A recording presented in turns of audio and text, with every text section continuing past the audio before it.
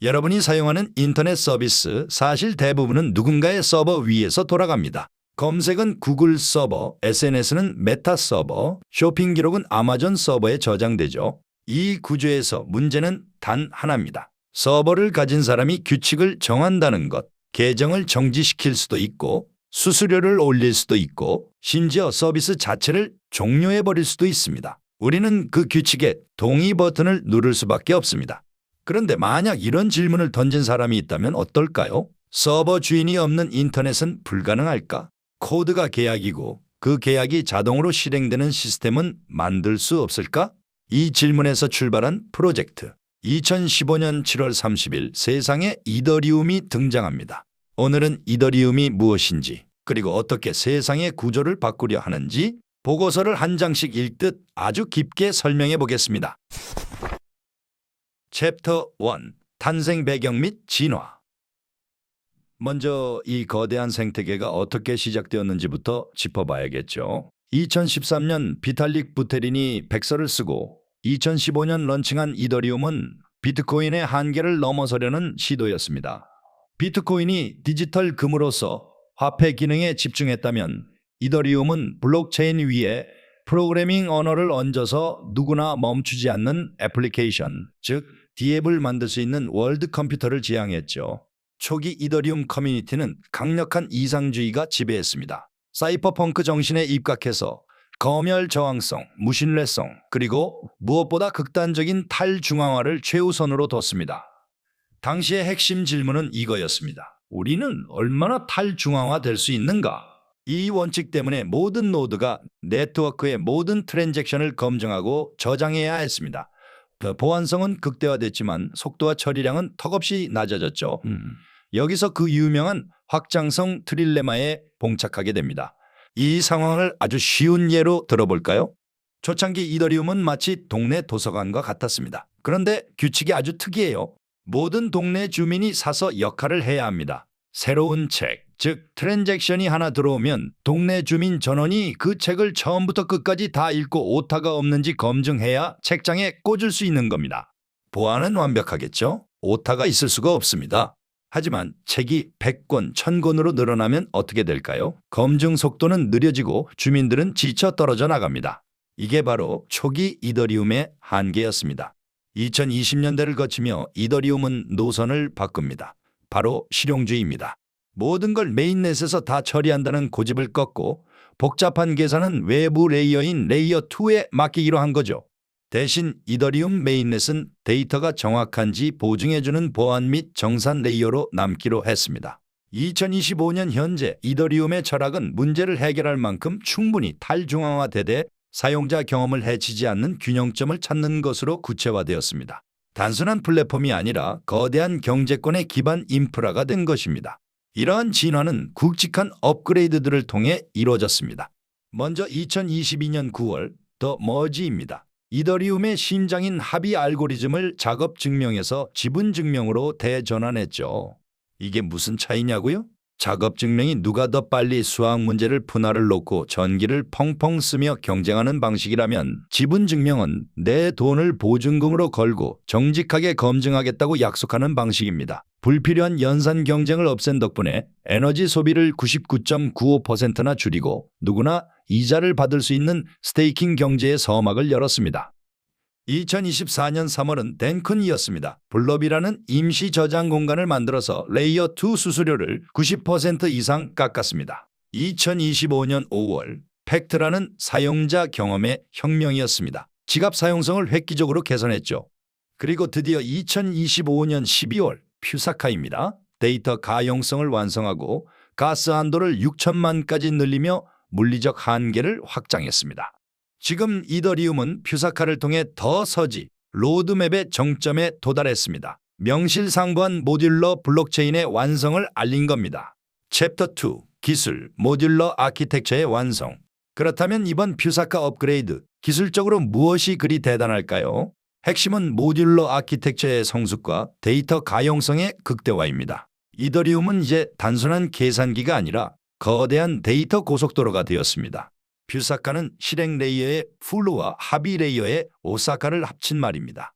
지난 9월과 10월 테스트넷을 거쳐 12월 3일 슬롯 1316만 4544에서 메인넷에 안착했죠. 이 업그레이드의 심장은 피어 DA 기술입니다. 기존 블록체인은 노드가 검증을 하려면 블록 내 모든 데이터를 다 다운로드해야 했습니다. 당연히 인터넷 속도나 용량에 한계가 오겠죠. 피어댓은 이걸 샘플링 방식으로 바꿨습니다. 노드들은 전체 데이터 덩어리인 블록을 다 받는 게 아니라 아주 잘게 쪼갠 조각 중 일부만 무작위로 골라서 받습니다. 수학적 알고리즘인 이레이저 코딩 덕분에 노드들이 각자 다른 조각을 조금씩만 가지고 있어도 원본 데이터를 100% 복원할 수 있습니다. 비탈릭 부테린은 이걸 샤딩의 첫 번째 실질적 구현이라고 극찬했죠. 이것도 이해를 돕기 위해 비유를 들어보겠습니다. 100만 명의 국민 여론을 조사해야 한다고 칩시다. 기존 방식인 전수조사는 조사원 한 명이 100만 명 모두에게 전화를 거는 겁니다. 불가능하죠? 하지만 피어댓 방식인 표본조사는 수천 명의 조사원이 각자 무작위로 딱 100명에게만 전화를 겁니다. 각 조사원은 편하죠. 하지만 이 결과를 다 합치면 전체 여론을 정확하게 파악할 수 있는 겁니다. 이 덕분에 네트워크 전체가 처리할 수 있는 데이터 총량이 기하급수적으로 늘어났습니다. 또한 블록의 물리적 크기도 키웠습니다. 기존 3천만 수준이었던 가스 한도를 6천만으로 즉시 올렸습니다. 블록 하나에 담는 트랜잭션이 2배가 된 거죠. 장기적으로는 1억 5천만까지 봅니다. 레이어 2 데이터를 저장하는 블록의 개수도 목표 3개에서 6개로 최대 9개 이상으로 늘렸습니다. 2026년 1월까지 14개로 더 늘어납니다. 이로 인해 레이어 2가 이더리움에 내는 세금이 획기적으로 줄어들었습니다. 이 외에도 실행 레이어, 즉 우리가 실제로 코인을 전송하고 계약을 맺는 곳에서도 중요한 변화가 있었습니다. 바로 EIP 7825와 EIP 7918입니다. 이름이 어렵죠? 쉽게 충격 흡수 장치와 최소 요금제라고 생각하시면 됩니다. 이 EIP들은 이더리움 네트워크의 핵심 운영 시스템에 새로운 규칙과 로직을 코드로 심어넣은 것입니다. 퓨사카 업그레이드는 바로 이 코드를 전 세계 노드에 배포하고 적용한 것입니다. 먼저 EIP 7825는 가스비가 미친 듯이 널뛰게 하는 걸 막아주는 충격 흡수 장치입니다. 우리가 택시를 탈 때 비가 오면 요금이 갑자기 3배, 4배로 뛰면 당황스럽잖아요? 이더리움 가스비도 마찬가지였는데 이 변동폭을 부드럽게 조절해서 사용자가 갑작스러운 요금 폭탄을 맞지 않게 개선했습니다. 그리고 EIP 7918은 블록 데이터에 최소 기본 요금제를 도입한 겁니다. 퓨사카 이후 저장 공간이 너무 넓어지니 수수료가 거의 0원에 가까워지는 현상이 생겼거든요. 너무 싸면 좋지 않냐고요? 아닙니다. 수수료가 너무 없으면 이더리움이 소각되지 않아 가치가 떨어지거든요. 그래서 아무리 손님이 없어도 내야 하는 택시 기본 요금처럼 최소한의 하한선을 정해서 이더리움의 경제적 가치를 방어하도록 만든 겁니다. 지난 5월 있었던 팩트라 업그레이드의 유산 EIP 7700이 계정 추상화도 짚고 넘어가야 합니다. 이제 개인 지갑이 스마트 컨트랙트 기능을 수행합니다. 복잡한 서명을 한번 클릭으로 끝내거나 가스비를 이더리움이 아닌 USDC나 포인트로 대신 낼 수 있게 됐죠. 특히 소셜 복구 기능 덕분에 이제 개인 키를 잃어버려도 이메일이나 친구 인증으로 복구할 수 있습니다. 웹2 사용자가 웹3로 넘어오는 결정적 계기입니다. 퓨사카는 다음 단계인 글램스터담을 위한 준비도 마쳤습니다. 바로 버클트리입니다. 지금 이더리움 데이터는 너무 커서 개인이 노드를 돌리기 힘듭니다. 버클트리는 데이터를 압축해서 스마트폰이나 노트북으로도 검증 노드를 돌릴 수 있게 만드는 기술입니다. 진정한 탈중앙화를 위한 열쇠죠. 2025년 블록체인 업계는 크게 두 진영으로 나뉩니다. 모듈러의 이더리움과 모놀리식의 솔라나입니다. 이더리움은 안드로이드와 비슷합니다. 이더리움이라는 OS 위에서 다양한 제조사 L2가 각자의 폰을 만듭니다. 다양성과 확장성이 핵심이죠. 퓨사카 이후 이론적으로 10만 TPS 이상을 처리합니다. 솔라나는 iOS, 즉 아이폰 같습니다. 하드웨어와 소프트웨어를 통합해 최적화된 단일 경험을 제공하죠. 바이어댄서 클라이언트를 통해 속도를 극대화하고 있습니다. 솔라나가 고빈도 거래나 밈코인, 소비자용 앱에 강하다면 이더리움은 고액 자산 정산, 기관 금융 RWA, 복잡한 디파이의 중심입니다. 두 진영은 이제 서로를 대체하기보다 각자의 영역에서 공존하고 있습니다. 챕터 3. 경제, 새로운 가치 창출과 토크노믹스의 변화. 자, 기술 이야기는 여기까지 하고 투자자분들이 가장 궁금해하실 돈 이야기, 경제 모델로 넘어가겠습니다. 퓨사카 이후 이더리움 경제는 희소성 모델에서 생산성과 네트워크 효과 모델로 완전히 바뀌었습니다. 2021년만 해도 이더리움은 트랜잭션마다 코인이 타버려서 공급이 줄어드는 울트라 사운드 머니, 즉 디플레이션 자산을 꿈꿨습니다. 하지만 2025년 현실은 다릅니다. 인플레이션으로 전환됐습니다. 퓨사카 업그레이드로 레이어2가 내는 수수료가 너무 싸지다 보니 소각되는 양보다 새로 찍어내는 보상이 더 많아진 겁니다. 현재 연간 인플레이션율은 약 0.3에서 0.5% 수준입니다. 이걸 두고 수익의 역설이라고 합니다. 이더리움 메인넷의 가스비 수익은 줄었지만 생태계 전체의 활동량 GDP는 사상 최고치입니다. 이더리움은 당장의 수수료 장사를 포기하고 압도적인 시장 점유율을 택한 겁니다. 박리담의 전략이죠. 그렇다면 레이어2들은 이더리움의 피를 빠는 뱀파이어일까요? 아니면 공생자일까요? 현재 코인베이스의 베이스 체인이 전체 블록 공간의 절반을 쓰며 가장 활발합니다. 퓨사카 덕분에 L2 운영사들의 마진율은 엄청나게 좋아졌습니다. 원가가 90% 줄었으니까요. 일각에선 이더리움 매출이 줄어드니 안 좋다고 보지만 장기적으로 이들이 사용하는 기축통화가 ETH라는 점에서 이더리움의 가치는 화폐적 수요로 지지받게 됩니다. 2025년 경제의 꽃은 단연 리스테이킹입니다. 아이겐레이어가 주도했죠.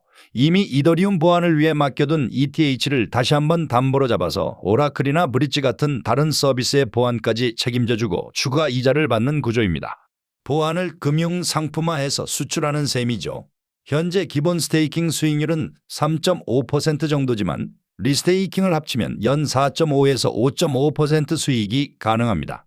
이더리움은 이제 단순한 코인이 아니라 인터넷 채권이 되었습니다. 이런 기술적 기반 위에서 랜더 같은 분산형 물리 인프라나 팟캐스터 같은 소셜 앱, 메이플 스토리 N 같은 게임들이 이더리움 생태계 위에서 성장하고 있습니다. 특히 ENS는 웹3 신원 인증의 표준으로 자리 잡았죠. 챕터 4. 리스크 2025년의 위협 요인들. 하지만 장밋빛 미래만 있는 건 아닙니다. 보고서는 2025년의 위협 요인들도 냉정하게 지적합니다. 첫 번째는 중앙화입니다. 블록을 만드는 빌더 시장이 소수에게 장악되고 있습니다. 더 심각한 건 레이어2입니다. 아비트럼 베이스 같은 L2들은 여전히 개발사가 운영하는 단일 서버에 의존합니다. 개발사가 마음만 먹으면 트랜잭션을 멈출 수 있다는 뜻이죠. 이더리움 보안을 빌려 쓰는 중앙화된 DB라는 비판, 뼈아픈 지점입니다. 두 번째는 보안 사고입니다. 지난 2월 바이비트 해킹 사건 기억하시죠? 피해액만 2조 원이었습니다. 이더리움 자체의 문제는 아니었지만 중앙화된 거래소나 복잡해진 스마트 컨트랙트가 언제든 공격받을 수 있다는 걸 보여줬습니다. 시스템이 복잡해질수록 연쇄적인 청산 리스크도 커집니다. 세 번째는 규제입니다. 미국 SEC의 규제 불확실성도 여전합니다. 이더리움 자체는 상품으로 인정받는 분위기지만 스테이킹 서비스나 L2 토큰은 증권으로 분류될 위험이 남아 있습니다. 또한 솔라나의 맹추격도 무섭습니다. 금융은 이더리움, 소비자는 솔라나라는 인식이 굳어지고 있죠. 이더리움이 모든 시장을 독식할 수는 없습니다. 챕터 5. 투자 전략 2026년을 대비하는 포트폴리오. 그렇다면 2026년을 앞둔 지금 우리는 어떻게 투자해야 할까요? 보고서는 이더리움을 트리플 포인트 자산으로 정의합니다. 이자를 주는 자본 자산, 연료로 쓰이는 소비 자산, 담보물이 되는 가치 저장 수단의 성격을 다 가졌다는 거죠. 보고서가 제안하는 전략은 코어 위성 전략입니다. 코어, 이더리움 ETH 비중 50% 이상 장기 보유 및 스테이킹입니다. 퓨사카 이후 모든 경제 활동의 최종 정산은 결국 ETH로 통합니다. 인플레이션이 조금 있어도 스테이킹 수익으로 상쇄하고 남습니다. 위성, L2 및 생태계 토큰 비중 30에서 40% 퓨사카의 직접 수혜를 받는 OP, ARB, BASE 생태계 토큰이나 고위험 고수익인 리스테이킹 관련 코인들입니다. 해칭, 솔라나 비중 10에서 20% 이더리움만 고집하지 마세요. 모듈러와 모놀리식 진영의 분산 투자에서 블록체인 시장 전체의 성장을 가져가는 게 현명합니다. 결론, 글램스터담을 향하여. 이제 결론입니다. 2026년 이더리움은 글램스터담 업그레이드를 향해 갑니다. 퓨사카가 도로를 넓혔다면 글램스터담은 신호등 체계를 바꾸고 스마트폰으로도 감시할 수 있게 만드는 작업입니다. 2025년 12월에 이더리움, 이제는 느리고 비싼 컴퓨터라는 오명을 완전히 벗었습니다. 단기적인 인플레이션 수치나 가스비 감소에 일비하지 마십시오. 이더리움은 전 세계 자산과 데이터가 흐르는 디지털 지구의 기반함이 되었습니다. 솔라나가 빠른 속도로 소비재 시장을 공략할 때 이더리움은 압도적인 신뢰를 무기로 월스트리트와 인터넷 경제의 백본이 될 것입니다. 퓨사카 이후 펼쳐질 생태계의 대폭발, 그 거대한 가치에 주목해야 할 때입니다. 오늘 이야기는 여기까지입니다. 댓글로 여러분이 생각하는 이더리움의 미래와 방향, 그리고 다음에는 어떤 코인에 대해 알고 싶으신지 알려주세요. 혹시 구독과 좋아요 안 하신 분들은 구독, 좋아요 부탁드립니다.